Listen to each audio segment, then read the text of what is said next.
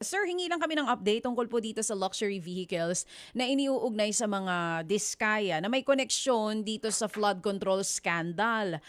Tama po ba? Fully disposed na po itong 13 diskaya vehicles? At magkano po ang inabot na kita ng BOC dito? Tama po. Yung pong 13 na galing sa Diskaya, pinagbili po natin sa pamamagitan po ng open bidding. Ano po. Mhm. So, naibenta na po yan ng more than 200 million pesos.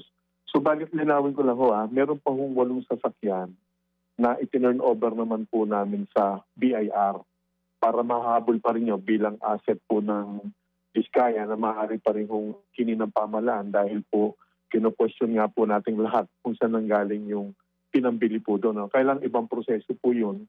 May 8 pong Diskaya cars na nasa BIR at yung 13 naman po na nasa amin, ayan po ay nasubasta na po natin.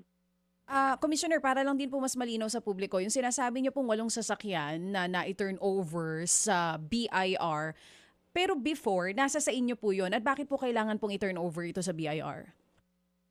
Ganun po. Literally po, nandun po yun sa naalala natin, building na parang bahay din po ng Diskaya, no? Mm. Pinaghiwalay po natin yung mga sasakyan na talagang mali ang dokumento at ang pinagbayaran, kitang-kita namin na mali din. Yun po yung 13 na inisyohan ko po ng tinatawag na warrant of seizure and detection, na warrant of seizure and detention na ibig sabihin mapapasa BOC po yung yung pag-angkin doon habang sinusubasta po natin. Ano? Kasi yung malinaw na smuggle po yun.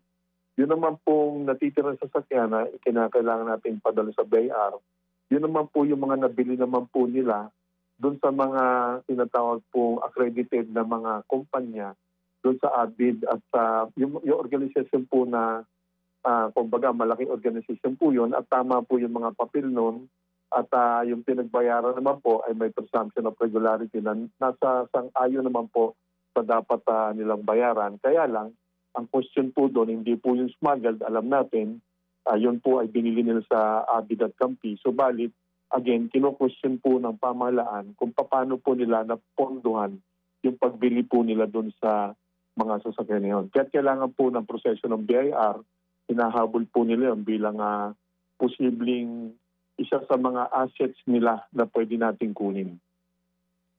Magkano po yung total ng halaga na nandun sa BIR ngayon, yung 8 sasakyan? Hindi ko po, ihahabol ko po sa yung detalye nung nasa kanila po. No? Yung sa amin lang po yung nasa akin na yung pinagbilihan. Oo. I-correct po po na 114,744 million pesos po. Pinapagbenta. Sorry po, naisama ko yung Bugatti kasi Mm. naibenta namin ng tigwa 100 million yung 200 million yung Bugatti na dalawa. So wala na din po sa inyo yung Bugatti. So pero dito sa Diskaya, Po. tama po 114 million pesos in total yung pagkakabenta dito Opo. ng gobyerno dun sa 13 Diskaya cars na malinaw ang sabi nyo nga po, malinaw na smuggled, walang maayos sa dokumento. Yun pong 8 na nandun sa BIR chine-check pang maigi kung anong gagawin. Ganun po. Paano po ang ugnayan nyo sa last na usap nyo po with BIR? Anong plano dun sa 8 kotse na inililink pa rin po sa mga Diskaya? So, iba po yung proseso ng BIR eh. Sila na po talagang bahala po doon. No? Subalit pag may mga kailangan silang dokumento from the BOC, of course, ibinigay na namin sa kanila lahat po yon. Wala naman po silang hinihiling pa pong mga karagdagang mga dokumento. Pero yung proseso na po nila for future proceedings din po yun. BIR na po ang bahala talaga ron. At naniniwala naman po ako, doon din tutungo yan eh. Makukuha din po yan ng BIR. And then kung paano nila ililiquidate yan, gawing cash, nasa BIR na po yan. Oo. Sir, ito po mga high-end cars din, yung naiwan sa BIR? Tama po, tama po.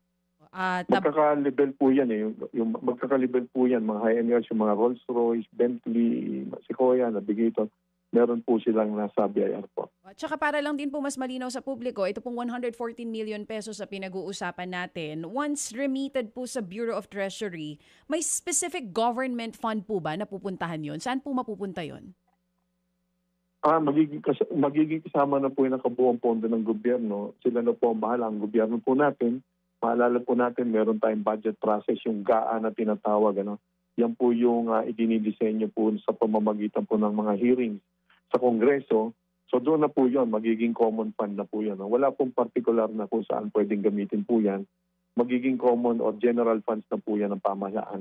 Mga kapatid, patuloy po kayong tumutok sa 105.9 True FM para sa totoong balita, impormasyon, music and entertainment. Mag-subscribe sa aming YouTube channel at podcast at sundan nyo kami sa Facebook, Instagram, X at TikTok sa True Network PH. Bisitahin din po ang aming official website, truefm.ph.